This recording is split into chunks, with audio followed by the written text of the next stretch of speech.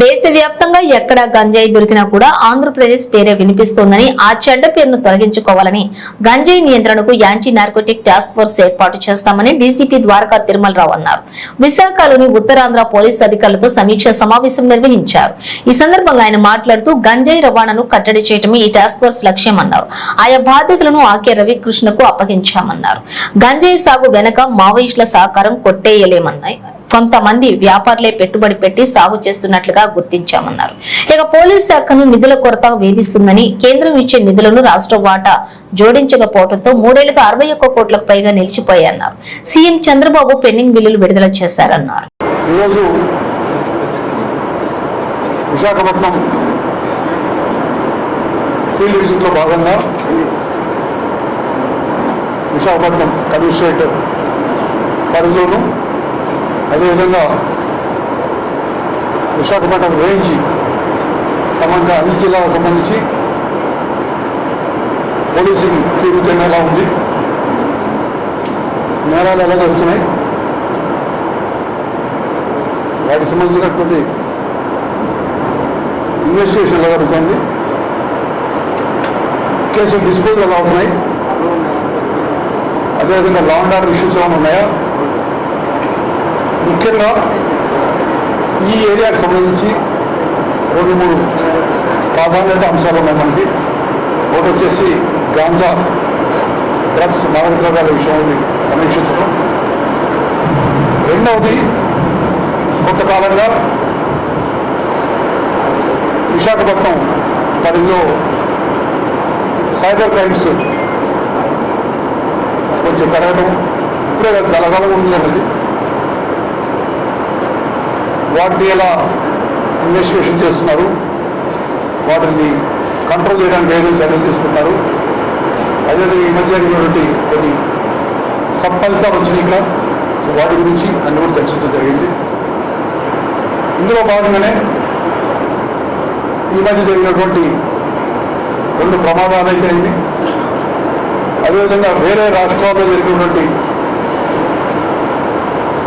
ఈ మధ్య వెస్ట్ బెంగాల్ జరిగినటువంటి హాస్పిటల్ జరిగినటువంటి సంఘటన గురించి అన్నీ కూడా పూర్తిగా చర్చించడం జరిగింది. ఒక్కొక్క విషయం కొంచెం చెప్పేసి నేను తర్వాత మీకు మీరు అడిగిన ప్రశ్న సమాధానం చెప్తాను. రాష్ట్ర ప్రభుత్వం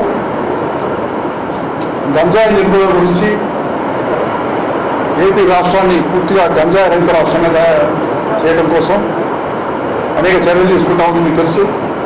ప్రత్యేక క్యాబినెట్ సబ్ కమిటీ 5 మంత్రులతో క్యాబినెట్ సబ్ కమిటీ ఏర్పాటు చేయడం, అందులో భాగంగా కొన్ని చర్యలు తీసుకోవాలని ఆలోచించడం.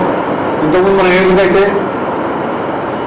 రాష్ట్రంలో జరుగుతున్న కొన్ని నేరాలు అయితేనేమి లా అండ్ ఆర్డర్ ప్రాబ్లమ్స్ వచ్చినప్పుడు కొన్ని మనం ఫోకస్గా అటెన్షన్ పెట్టాము. అది ఎర్రచందనం కావచ్చు, నక్సలిజం కావచ్చు, ఫ్యాక్షనిజం కావచ్చు, ఇవన్నీ చేసినప్పుడు ఏ విధంగా మనం కంట్రోల్ చేసాం. ఆ విధంగా ప్రత్యేకంగా యాంటీ నార్కోటిక్ టాస్క్ ఫోర్స్ అనేది ఒకటి పెట్టాలని చెప్పి నిర్ణయించిన ప్రభుత్వం. క్యాబినెట్ సబ్ కమిటీ దాన్ని స్టడీ చేస్తూ ఉన్నారు. దానికి సంబంధించిన ప్రతిపాదనలు పంపించాము. నా పక్కనే ఉన్నారు ఐజీ గారు ఆకే రవికృష్ణ అని, ఆయన పోస్టింగ్ ఇచ్చాడు కానీ ఇంకా ఏఎన్టీఎఫ్ ఫామ్ కాలేదు కాబట్టి ఆయన ఐజీ ఏఎన్టీఎఫ్ అనలేదు. వేరే పోస్టులను చూపించి ఏఎన్టీఎఫ్కి సంబంధించినటువంటి దాన్ని రూపకల్పన చేయాలనేటువంటి టాస్క్ కూడా ఇవ్వడం జరిగింది. అదేవిధంగా రాష్ట్రంలో ఎక్కడ జరిగినా కానీ ఒక గాంజాకి సంబంధించిన ఇన్ఫర్మేషన్ ఇవ్వాలంటే ఒక టోల్ ఫ్రీ నెంబర్ ఇచ్చినట్లయితే అది ఎక్కడ చేసినా కానీ డయల్ 112 కనుక డయల్ అక్కడ ఏ విధంగా అయితే కంట్రోల్ రూమ్ ల్యాండ్ అవుతుందో ఆ విధంగా ఏఎన్టీకి సంబంధించిన కంట్రోల్ రూమ్ ల్యాండ్ అయ్యే విధంగా అది కూడా చర్యలు తీసుకుంటాం. 1972 సంబంధించి అన్ని జిల్లాల్లో ఇప్పుడు అనుసంధానం చేయడం, అవి పనిచేసే విధంగా చూడటం. గత ఇంకో 2-3 రోజుల్లో అది పూర్తయినట్లయితే ANT formation, toll free number రావడం, అదేవిధంగా ఏఎన్టీఎఫ్తో పాటు జిల్లాలో ఉన్నటువంటి అన్ని ఐఓలందరికీ, ఇన్వెస్టిగేటింగ్ ఆఫీసర్స్, దర్యాప్తు అధికారులందరూ కూడా ప్రత్యేకమైనటువంటి ట్రైనింగ్ ఇచ్చి, ఎందుకంటే ఈ అఫెన్స్లో జాగ్రత్తగా సీజర్ చేసి కరెక్ట్గా కనుక ప్రూవ్ చేసినట్లయితే చాలా కఠినతరమైన శిక్షలు ఉంటాయి. ఆ శిక్షలు వచ్చే విధంగా ట్రైనింగ్ ఇవ్వాలని చెప్పి నిర్ణయించడం జరిగింది.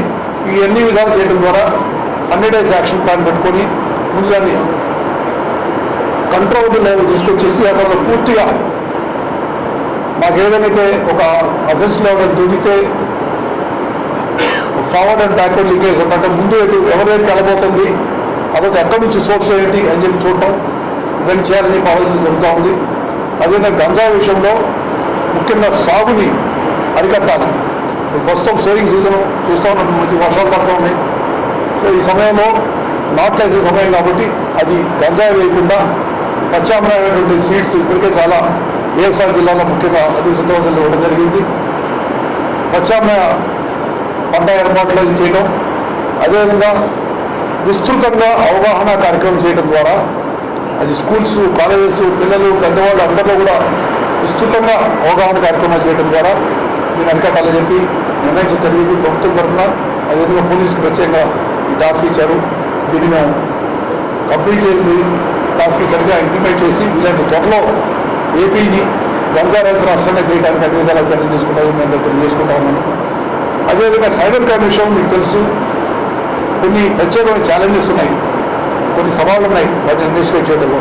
ఎందుకంటే నేరస్తులు ఎక్కడున్నారో తెలియదు, ఎక్కడున్నా కానీ ఒక విధంగా చిన్న చిన్న ఎర వేసి విక్టిమ్స్ని మాయలో పడేసి మీకు ఏదో ఒక పార్సల్ వచ్చింది, ఏదో బాంబే క్రైమ్ బ్రాంచ్ మాట్లాడుతున్నాను ఇంకో విధంగా చెప్పి, లేకపోతే ఇంకో విధంగా వాళ్ళని ముందుగా లొంగ తీసుకొని కొంతమంది మహిళలతో మాట్లాడించి తర్వాత బ్లాక్మెయిల్ చేయడం అయితే ఇవన్నీ జరిగిపోతున్నాయి, బాగా పెరిగిపోతున్నాయి మధ్య. అదేవిధంగా ఇంతకుముందు జరుగుతున్నటువంటి ఓటీపీ క్రైమ్స్ ఇంకా జరుగుతూనే ఉన్నాయి. ఎప్పుడు కూడాను ఈ సైబర్ క్రైమ్ అరికట్టడం కోసం ఏం చేయాలి, ఏదైతే రోడ్ యాక్సిడెంట్ అప్పుడు గోల్డెన్ అవర్లో చేసినట్లయితే మనం కాపాడగలుగుతాం, ప్రాణాలు కాపాడగలుగుతాం అని చెప్పినట్టే ఇక్కడ కూడాను గోల్డెన్ అవర్లో మా దగ్గరికి ఇన్ఫర్మేషన్ ఇచ్చినట్లయితే అఫైన్ జరిగిన వెంటనే పోలీసులు సమాచారం ఇచ్చినట్లయితే ముందు ఏదైతే డబ్బులు ఏదైతే పోయినాయో వాటిని ముందు బ్యాంక్ అకౌంట్ అక్కడ ఫ్రీజ్ చేయించేసి తర్వాత లీగల్గా అన్ని స్టెప్స్ తీసుకొని విక్టిమ్ డబ్బులు వచ్చే విధంగా చర్యలు తీసుకుంటాం.